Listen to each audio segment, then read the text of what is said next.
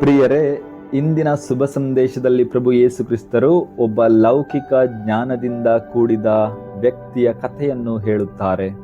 ಆತನು ಒಬ್ಬ ಮೇಸ್ತ್ರಿಯಾಗಿದ್ದನು.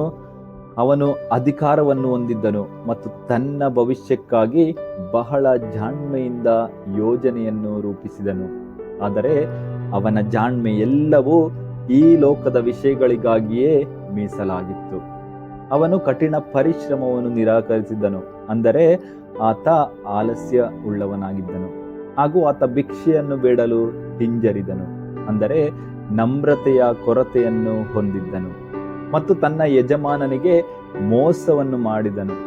ಆದರೂ ಅವನ ಚತುರತೆಗಾಗಿ ಯಜಮಾನನು ಅವನನ್ನು ಹೊಗಳುತ್ತಾನೆ. ಅವನ ಅಪ್ರಾಮಾಣಿಕತೆಗಲ್ಲ, ಬದಲಾಗಿ ಅವನ ದೂರದೃಷ್ಟಿ ಇದಕ್ಕೋಸ್ಕರ. ಈಗ ಯೋಚಿಸಿ, ಜನರು ಕ್ಷಣಿಕವಾದ ಲೌಕಿಕ ಲಾಭಗಳಿಗಾಗಿ ಇಷ್ಟೊಂದು ಜಾಣ್ಮೆಯಿಂದ ವರ್ತಿಸುವುದಾದರೆ ನಾವು ನಿತ್ಯವಾದ ವಿಷಯಗಳಿಗಾಗಿ ಎಷ್ಟು ಹೆಚ್ಚು ಜ್ಞಾನಿಗಳಾಗಿರಬೇಕು.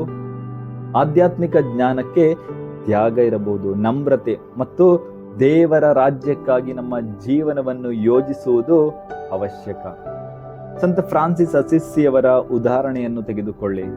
ಅವರು ಶ್ರೀಮಂತಿಕೆಯಲ್ಲಿ ಜನಿಸಿದರು, ಆದರೂ ಎಲ್ಲವನ್ನು ಅವರು ತ್ಯಜಿಸಿದರು. ತಮ್ಮ ಸ್ವಂತ ಕೈಗಳಿಂದ ದುಡಿದರು ಹಾಗೂ ತಮ್ಮ ಸಹೋದರರಿಗೆ ದುಡಿಯಲು ಸಹ ಪ್ರೋತ್ಸಾಹಿಸಿದರು. ಭಿಕ್ಷೆಯನ್ನು ಸಹ ಬೇಡಿದರು. ನಮ್ರತೆಯ ಜೀವನವನ್ನು ನಡೆಸಿದರು. ಅವರು ತಮ್ಮ ಜೀವನದ ಕೊನೆಯಲ್ಲಿ ಅಲ್ಲ, ಬದಲಾಗಿ ತಮ್ಮ ಯೌವನದಲ್ಲೇ ನಿತ್ಯವಾದ ಸಂಪತ್ತಿಗಾಗಿ ಸಿದ್ಧತೆಯನ್ನು ಮಾಡಿಕೊಂಡರು. ಅವರು ಆಧ್ಯಾತ್ಮಿಕವಾಗಿ ಜ್ಞಾನಿಗಳಾಗಿರಲು ನಿರ್ಧರಿಸಿದರು. ಶಾಶ್ವತವಾಗಿ ಉಳಿಯುವ ವಿಷಯಗಳಲ್ಲಿ ಹೂಡಿಕೆ ಮಾಡಿದರು. ಶುಭ ಸಂದೇಶದ ಆ ಲೌಕಿಕ ಜಾಣ್ಮೆಯುಳ್ಳ ಮನುಷ್ಯನು ನಮಗೆ ಸ್ಫೂರ್ತಿಯಾಗಬಾರದು. ಬದಲಾಗಿ ಆಧ್ಯಾತ್ಮಿಕವಾಗಿ ವಿವೇಚನಾಶೀಲರಾಗಿ ಬದುಕಲು ನಮಗೆ ಅದು ಕಲಿಸಬೇಕು, ಪ್ರೇರೇಪಿಸಬೇಕು.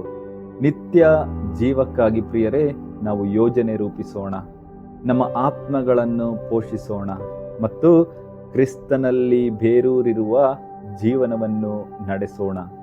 ಯಾವುದು ನಿಜವಾಗಿಯೂ ಮೌಲ್ಯಯುತವಾದುದು ಎಂಬುದನ್ನು ಅರಿಯುವ ಜ್ಞಾನ ನಮ್ಮೆಲ್ಲರಿಗೂ ದೇವರು ದಯಪಾಲಿಸಲಿ. ಆಮೇನ್. ಹಲ್ಲೆಲೂಯಾ.